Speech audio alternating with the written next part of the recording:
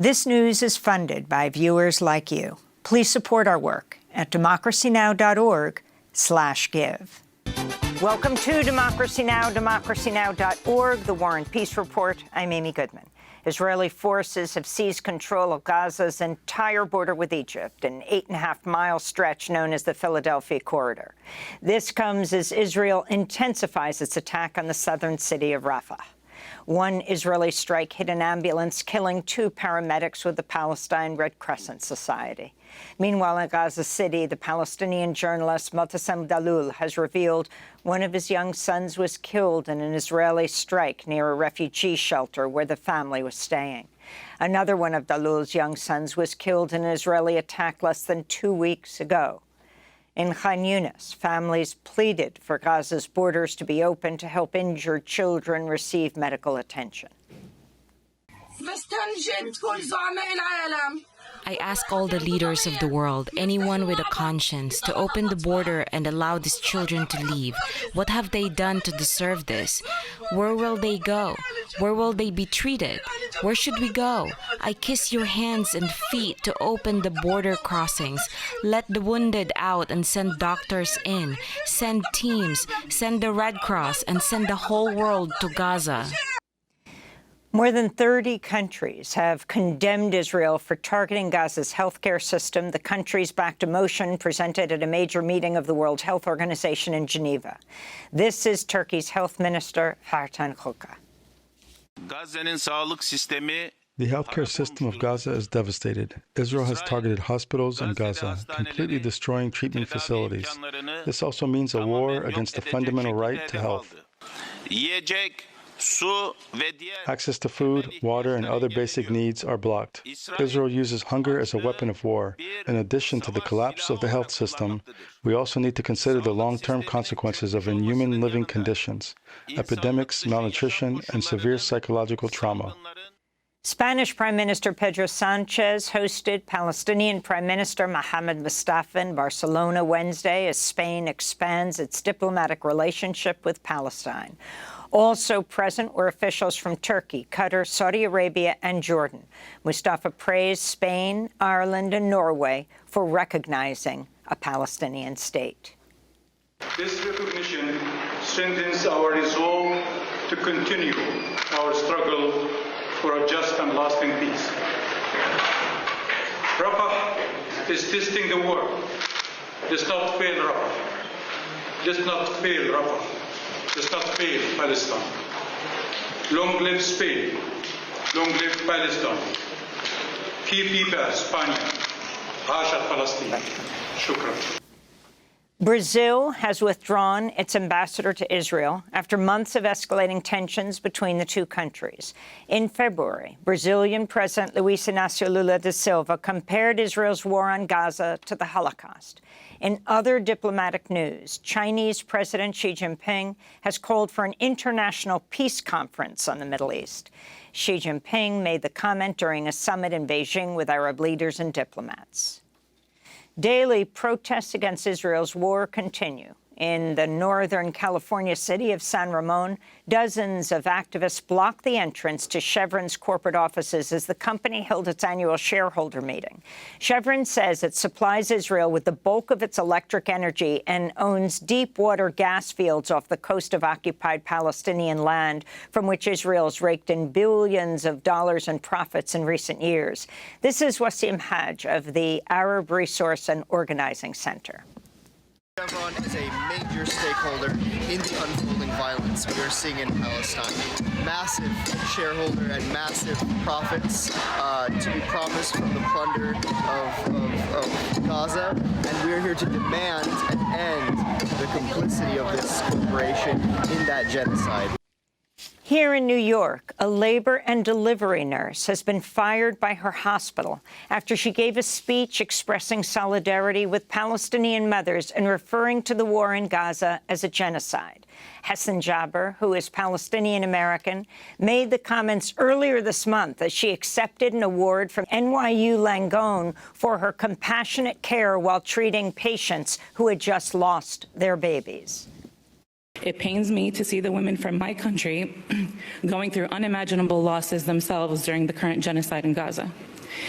This award is deeply personal to me for those reasons. Even though I can't hold their hands and comfort them as they grieve their unborn children and the children they have lost during this genocide, I hope to keep making them proud as I keep representing them here at NYU. Thank you. Hassan Jebr says she was fired on her first day back to work after receiving the award. Meta, the parent company of Facebook and Instagram, has removed a network of hundreds of fake accounts tied to an Israeli company that posted AI-generated comments to defend Israel's assault on Gaza and to amplify claims of anti-Semitism on college campuses. Some of the fake accounts were set up to look like they were operated by Jewish students and, quote, concerned African-American citizens. Meta said the network was run by a Tel Aviv-based firm called Stoic. The foreign ministers of NATO member nations are meeting in Prague amidst growing calls to allow Ukraine to use Western weapons to strike within Russia's borders. Germany joined France this week in saying Ukraine should be able to target military sites in Russia, which were used to launch missiles at Ukraine. U.S. Secretary of State Antony Blinken addressed the issue during a visit to Moldova on Wednesday. We haven't encouraged or enabled strikes outside of Ukraine.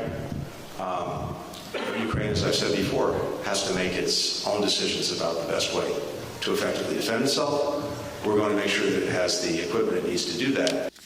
Russian President Vladimir Putin warned European nations are playing with fire and that there could be serious consequences if Ukraine uses NATO member weapons inside Russia. This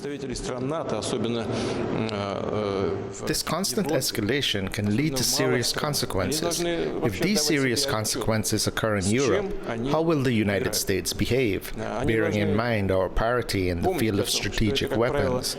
Hard to say. Do they want global conflict? In Mexico, another mayoral candidate has been killed ahead of Sunday's election. Alfredo Cabrera was shot dead at point-blank range while at a campaign rally in the southern Guerrero state yesterday. Just one day earlier, on Tuesday, a mayoral candidate from the state of Morelos was killed, and another shot and wounded in Jalisco. At least 35 political candidates or aspiring candidates have been murdered since last September. In Hong Kong, a court has found 14 pro-democracy activists guilty of subversion in the largest national security trial since China imposed the highly contested law in 2020. 2 people were acquitted. The group was part of a case involving 47 pro-democracy activists and politicians who were accused of holding unofficial primary elections. The 31 others previously pled guilty. The verdict comes as Hong Kong made its first arrests under the national security law over social media posts deemed as seditious. One of those charged is Chow Hang-tung, who used to organize large Tiananmen vigils before they were outlawed. Chow is already in custody on related charges. Here she's speaking in 2021. The government always criticize us, the activists, the pro-democracy camp for destabilizing Hong Kong. I think it's the government, it's the national security law that's destabilizing Hong Kong. It's destroying the environment of stability, of security that people have been living in. The 35th anniversary of the Tiananmen Square massacre is coming up next Tuesday, June 4th.